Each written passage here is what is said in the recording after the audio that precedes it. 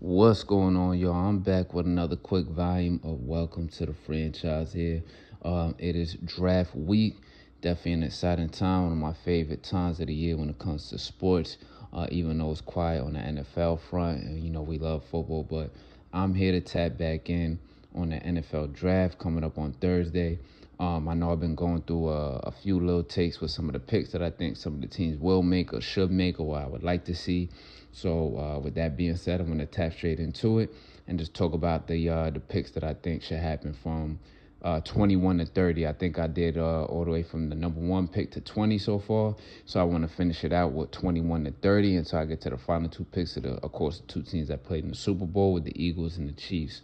So with that being said, what I'm gonna start off here with the Steelers at pick number 21.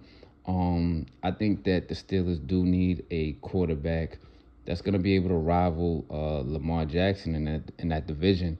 The last few years, it seems like Lamar's been getting the best of them. But if you're gonna get a quarterback that's gonna be able to rival that and the new version of it, when they are able to develop up to that point, and it'll be fun to see. Is Jalen Milroe. I think that could be the pick there. Even if it's a bit of a reach, I think that it does make sense to reach there because let's think about it. The Steelers are usually a team that are always in the playoffs. They're never in a position where they're going to be in the top 10, top 5, or top 10, top 5 for picking a top quarterback. I mean, maybe if they pass on taking a quarterback at all in this whole draft this year, they could be in the top 15 or in the top 15 and not make the playoffs next year and still have a chance to get a really good quarterback because next year's draft class has a lot more talented quarterbacks coming out. But I think that's where they probably should go, where they probably will go, or another option as well. I'm seeing a lot of defensive tackle for them there. I think the D tackle out of Oregon, I think his name is Brandon Dorless. I saw that a lot. And then I think a Kenneth Grant there wouldn't be a bad pick. But then I'm seeing a lot of Jaxson Dart as well. I just don't think that, with Jaxson Dart, his arm talent and being in that area in Pittsburgh, I don't know if that's going to be a good fit. They already got a guy like that in Mason Rudolph whose arm is good enough, which I think Jaxson Dart's arm is good enough. I'm not saying it's terrible or anything like that. I think Jaxson Dart is actually a pretty decent player, but I don't think that's a good fit for them there. So next I'll go to number 22 with the Chargers. If he's there, which it seems like I won't even say most likely be. It seems like he's probably going to get snatched up by the Colts somewhere earlier. But if he's there, Colston Loveland at tight end makes sense for the Chargers. Or maybe even another receiver. I did say this previously before. With the way it sounded like T. McMillan is kind of sliding in this draft. He could be there. They could get another outside receiver. I know they signed back Mike Williams, although he's on the older side as far as dealing with his injuries and everything too in his career. They already got Quentin Johnston there, and they got Ladd McConkey, but you want another presence on the outside who's going to be there for years to come as well. So Tmac wouldn't be bad, but at the same time, with this hardball-led team here, they probably want to do most of their work in the trenches. So maybe a pick at defensive tackle could be the pick here, as they did that last year on offense at offensive tackle. Maybe someone like a Walter Nolan could be there. Or if they want to get an edge rusher after losing Bosa or knowing that, Khalil Mack, he did sign for one more year and he's still going to be productive, but maybe they want to go edge rusher there. Somebody that could be there. I'm not sure at number 22, maybe a Michael Williams. If he drops down some, or if he's still there, will be a pick. But I think Colston Loveland is, me personally, I think that should be the pick if he's there. That'd be a good look. Going to Green Bay at number 23. I think they could go corner here. They could go corner, edge rusher, or they could also go receiver. But at corner, I think you want someone who brings that intensity at the position, similar to Jair, although it looks like he's on his way out with all the injuries and everything like that, not being able to stay on the field. But Jahdae Barron out of Texas, if he slides down some, all the way down to 23 to Green Bay, that wouldn't be a bad look. And then maybe at edge, a guy like Shamar Stewart out of Texas A&M. I think he'll most likely be there, and I think they probably want to find someone who's a running mate with Rashawn Gary there. I don't know how to do. Van Ness is holding up. It don't seem like he's really doing his thing right now, or if they want to keep him around. But if they don't go edge and they go corner, Jahdae Barron's not a bad look. Or it seems like Green Bay's really looking for that solid, reliable number 1 or number 2 receiver that they can have on their squad. So even if Tmac McMillan slides down there, I mean, what you gonna do? You gonna pass that shit up? But I also heard that they're probably interested in a receiver that they could take in the second round or at a better slot for them if their heart is really set on defense in the first round right now, because that's always been a bit of a weak spot for the Packers in the playoffs. So when they're trying to get over the hump to get back to the Super Bowl, it's been the defense. So I wouldn't be mad at them prioritizing the edge rusher or a cornerback right there. And it seems like they want to go for that guy. What I'm seeing, Jalen Royals out of Utah at receiver. They want to go that direction with him. That's what I've seen in a couple articles, catching him coming across him. But I feel like it'd be kind of redundant because looking at his highlights and looking at his game, it's basically Romeo Doubs all over again. And Romeo Doubs isn't bad, and neither is Jalen Royals. Short-handed receiver, but if Tmac is there, who could kind of do it all, and if you work with him, develop him, which Green Bay's been great with doing their receivers in the past and over time, shit, you can have your next future number 1 receiver there.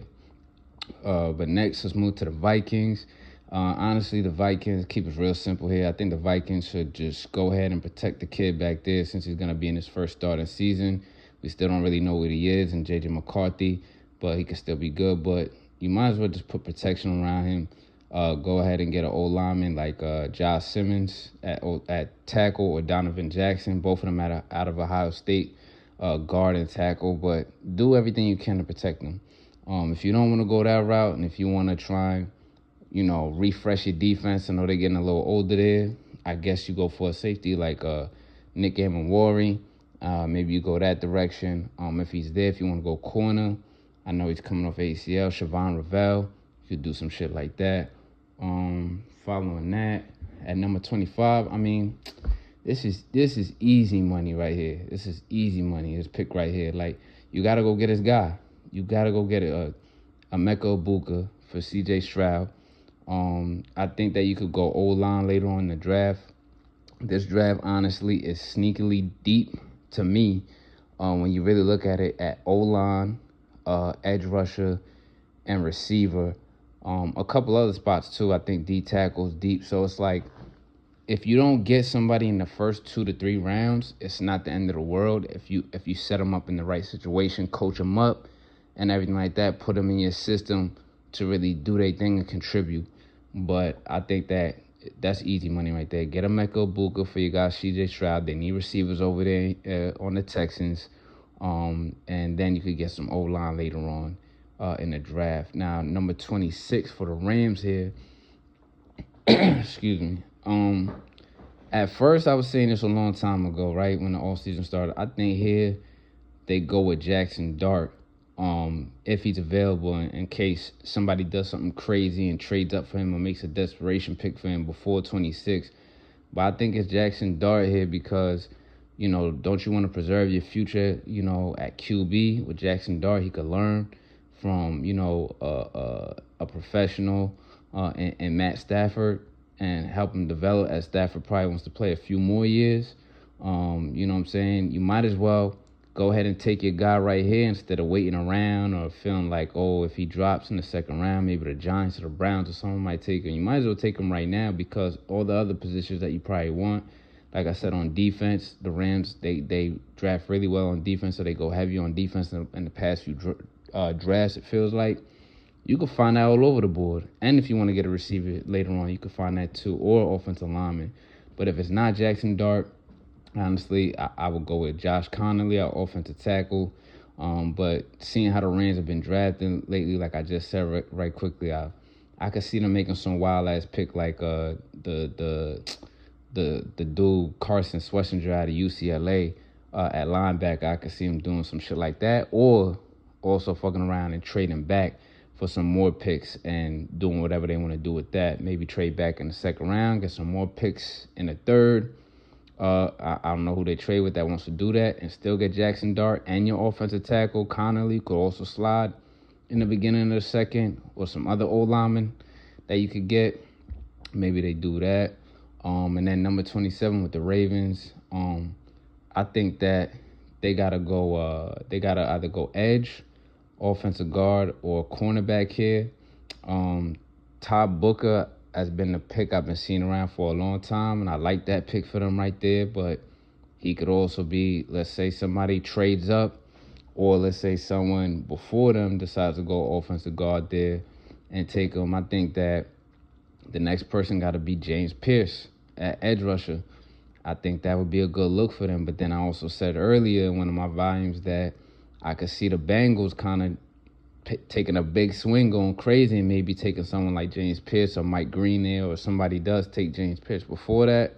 But if that's the case and neither Booker or Pierce is there, or maybe they don't feel like they want Pierce right there at that point, because you still got Oweh, who, they picked up his fifth-year option, so you don't have to necessarily push a panic button to get a pass rusher in the first round. Maybe you find a good value player later on rounds. You still need a corner. You went corner last year with Nate Wiggins, came out good. Marlon Humphrey getting up there, and he mainly plays the slots. Yeah, he mainly plays the slot, not the outside. You need a big body, physical dude that also plays the ball, got good technique that the Ravens like on the outside there at corner. So I think right here the pick should be Trey Amos then. If both those guys are gone, if you decide, fuck it, let's pass on Pierce here in the first round because, we got Oweh still. Maybe we find someone in the reserves later on in the rounds that could contribute, while seeing what Oweh got in his last year on the fifth-year option. So you go with Amos here. I think that would be a good pick for the Ravens.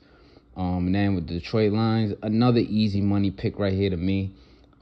They got to get somebody who's a running mate on the other side of Hutchinson when he comes back healthy, or is just doing this thing while you wait for Hutchinson to come back healthy because that injury was crazy.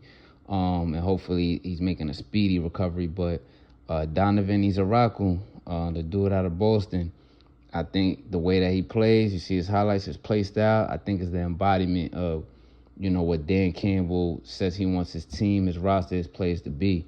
So I think that would be a good look to slot him in there to the Lions at number 28.